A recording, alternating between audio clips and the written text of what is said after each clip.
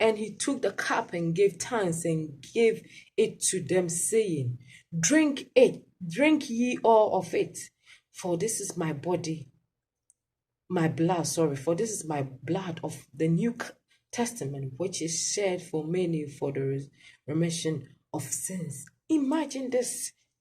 After Jesus he knew that Judas was going to betray him. He didn't stop him. Don't let bad people stop you from doing good. Don't let bad people change you for you being good to bad. No way.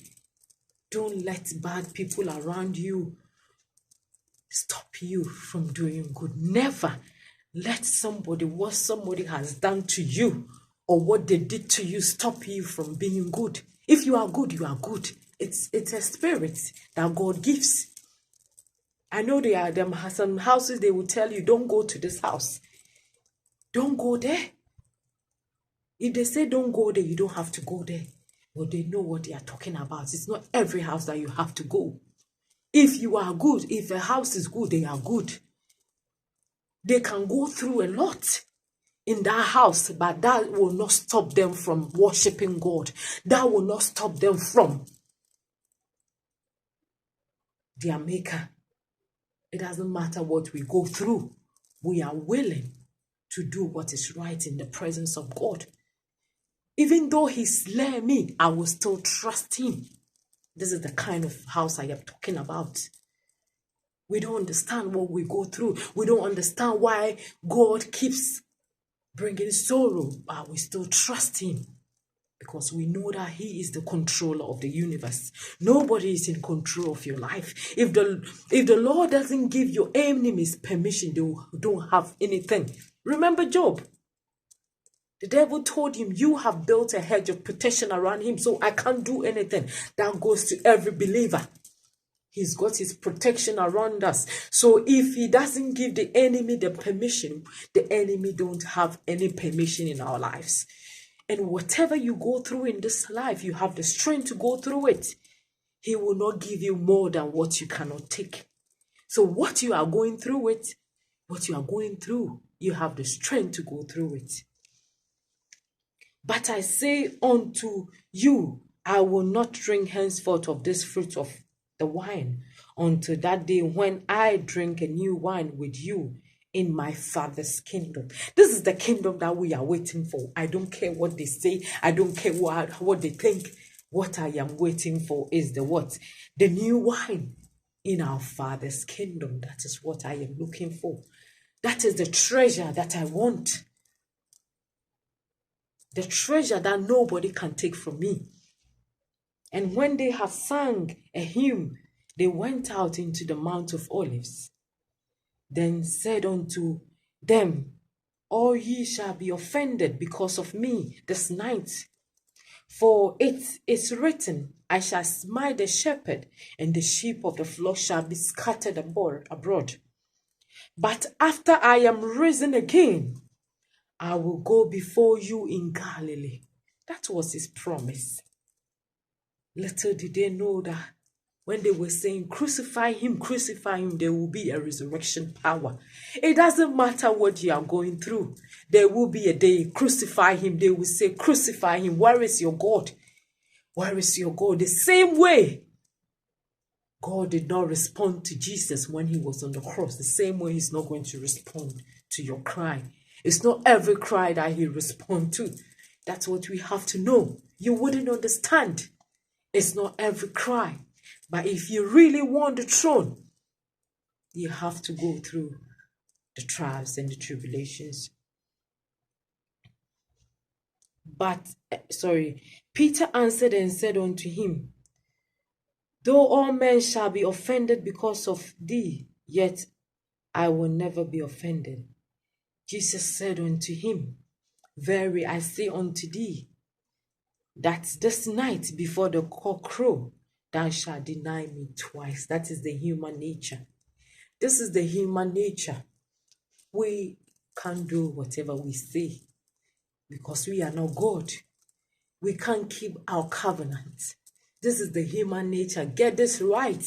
We are human beings. We fall short every hour. And it's two things. It's either somebody offends you or you offend somebody. This is the two things in life. Get it right.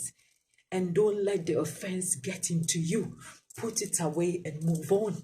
If you don't throw it away, it's hindering you from your throne. Peter said unto him, though I shall die with thee, yet I will not deny thee. Likewise also said all the disciples. Then come and Jesus with them unto a